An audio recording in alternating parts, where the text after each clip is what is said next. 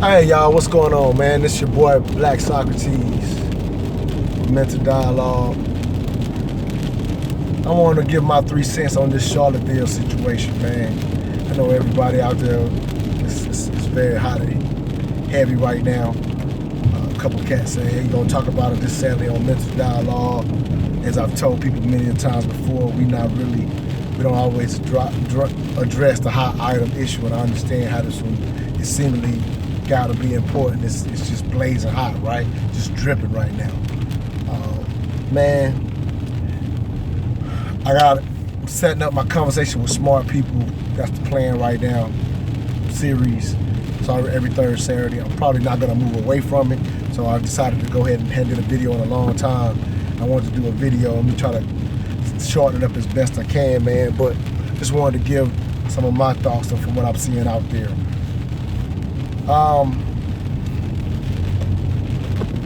I haven't watched no coverage.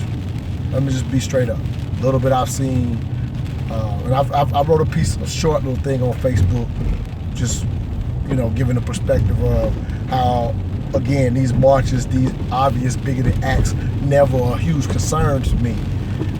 I'm more concerned about who these guys were going to be, and I see that people have taken that look this time. I like that, yeah, obviously it looks like a bigot, a racist, these different people, but what are these future students, what positions will they hold in the future, and will they be in positions to enact systematic racism? And some of them may get those positions because in our reality, that's what we don't address in this country. It's the systemic issues. Individual bigots never concern me. That march means nothing if there wasn't the clash of cultures. And I get it and I respect it for those that chose to do it. I don't give a fuck about them marching, man. Excuse the language, but again, individual bigots, they gonna be around. I've given my opinion in the past, and it's based on my own observations. I think we sit at about 30% of the country that's still harboring that level of hatred towards one another. When I throw that number out, if you are African American, then you're always like, oh, it's gotta be more than that. And if you're white or don't believe it exists, racism exists, or it's not as much as it used to be, you think the number's a lot lower than that. The number's 30%. I'm not gonna get into the details of the numbers right now, but I always throw it out there to remind people that even at 30%, that's double the African American community. So that's why our community can feel like it's a lot bigger than it is. And if you're never on the receiving end of systematic racism, then you don't have no experience with how it happens. So you think it's less than it is because you have no experience with it. Well, anyway, the thing I hate the most about the Charlottesville situation is because it trumps up individual bigots. It trumps up that these are the examples of what racism is today on an individual level, and it keeps us from looking at the systematic issues, because this is what we define as racism. Look at the aftermath of this march. Now, I see pictures of guys saying, hey, the picture went viral, they're getting fired from the jobs, or one of the guys is sorry now that his picture is viral. And so, and people, like I say, when we talk about the firing the job, that's white Americans throwing away these white cats for being obviously racist. And so, so we fortify that that's what racism is. And then for us as African Americans who've experienced the systematic oppression, we get locked in and getting upset and emotional at these individual acts that don't amount, individual acts of bigotry that don't amount to much. Here's my concern, to try to remember mental dialogue. All I ask is that you think. So here's my concern, to give a thought process, for something to think about. For example, these men who got viral, and now that one come out with a statement that this person is no longer employed, and emotionally we, as a community, maybe we're celebrating that, saying, hey, deserve to get fired, I got fired. Maybe that's the sentiment, without understanding that systematically that example is very hurtful for what we go through each and every day. And I don't want us to miss that. I don't want us to miss, so let me explain.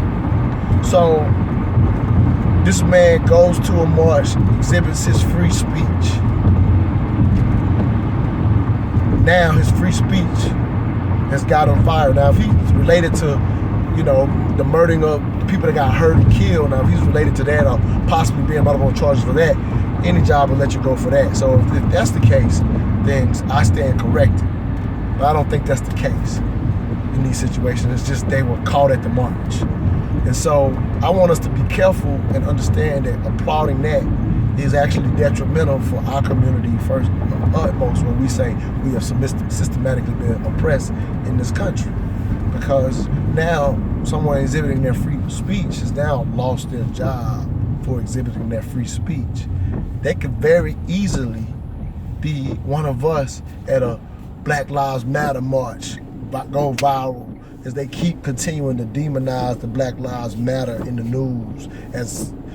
I saw a guy tell me the equivalent of being the KKK, which we, as African Americans, we know that's bullshit. But let's not act like when we talk about this from a systematic standpoint in the media portraying this type of thing, that could easily be you once they've been demonized to the extent that you could be at that march. Not that, I'm just saying that applauding those type of steps is actually applauding the very system if we enjoy it being done to others. It's not about being the most upright. It's just being aware of that's the same situation that could come for you. So you have to kind of stay out of the fray. I don't care about no situation that reinforces that there are individual bigots in this country. But this country doesn't address the housing discrimination. Doesn't address the miseducation. And it's not going to address. It doesn't seem like it, but that's the fight. That fight is much bigger than saying, look at these bigots over here. Because it keeps us from looking at the issues that are more important. Yeah, we experiencing them, but don't allow the trauma that we've experienced allow us to lose focus and look at situations like why be even at that march. Like I respect the young folks don't put up with the BS. Like I've seen them checking these cats at the march. I get it. And it escalate into this thing. Man, let them motherfuckers march, man. Let's get over here and let's be unapologetically black. And listen to what I'm saying. Listen to what I'm saying. When I say unapologetically black, so those in our community, that's just an extreme love for us. For those outside the community, sometimes that can be misunderstood as hatred for others. It doesn't mean that, but understand that applauding these young men getting fired for getting caught going viral on a picture, that me being unapologetically black could have me one day losing my job if I was still in that area. But thanks to the Dr. Boyce Watkins of the world and the Dr. Claude Andersons of the world, I'm working my way to get, as Dr. Boyce say, some of that fuck you money. Well, I don't need to be dependent on that system. Now I'm out here working and doing a lot of side hustles, so I'm not completely out of the system, but I'm definitely not dependent on the point where, me just being unapologetically black, saying those words, I'm just telling you, just understand that we are at risk of those words alone having you lose your job one day, being on social media in the wrong place, wrong time, because we out here applauding and focusing on the wrong shit. Now, excuse my language, I don't normally talk like this too much, but I'm trying to make points. But I need our community to understand that we can't get lost in the fray. We can't lose focus, man. It's about practicality. It's about owning land, owning real estate, making farming our own food. These are the steps. These are the things that allow us not to be dependent to where we can care less about a damn march. And then if we're gonna fight things, and we have to, we have to come together. And for everybody that says forget politics, well, you can't forget politics locally, but we don't attempt to control things locally. Dr. Claude Anderson, I'm reading the Power Numbers right now, lays out how to do this perfectly. That's if you're mad about what you saw this weekend, if you're frustrated about that, go pick up Power Numbers. Go pick up White Wealth, Black Lady, Dr. Claude Anderson. Go pick up Dr. Boris Watkins. Go pick up something that can fuel your mind with something that doesn't allow you to be dependent on the system so that you ain't have to worry about that stuff. R.I.P. Rest in power to anybody that lost their lives in that stupid ass situation. I don't care about who fault it was.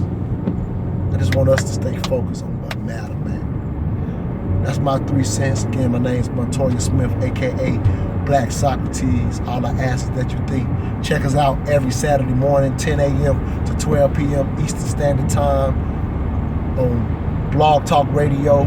Search Mental Dialogue. And we basically, it's intelligent radio, man. Like, I'm gonna bring on a couple guests this week. I'm gonna get their take on what happened on this past week. But we really gonna stay focused, man. That's what we do, man. If you're in Atlanta, this Friday, the smartest event in the city, the Mental Dialogue Live experience, is Soapbox Dialogues. We're bringing in intellectuals to discuss issues that matter to our community. And we go back and forth, man. We the perfect place for disagreement and still moving towards the objective. That's what we do better than anybody else right now. That's what we do at Mental Dialogue. We welcome all opinions. We understand how to disagree and stay on point, stay on objective. And that's the improvement of our people from an individual level to a group level. We let people get in and fit in where they fit in at. We allow all ideologies in the room, man. Like, it's a whole different approach than you gotta believe it's me for me to funk with you. Nah, man. All you gotta do is love us in any kind of way, and we'll listen to what part you got to say, whether you're on the train for a minute or for a lifetime. While you on it, we focus on the love part, man. We ain't got no time for hate over here. Love y'all. Peace. 3 fingers. All I ask is that you think.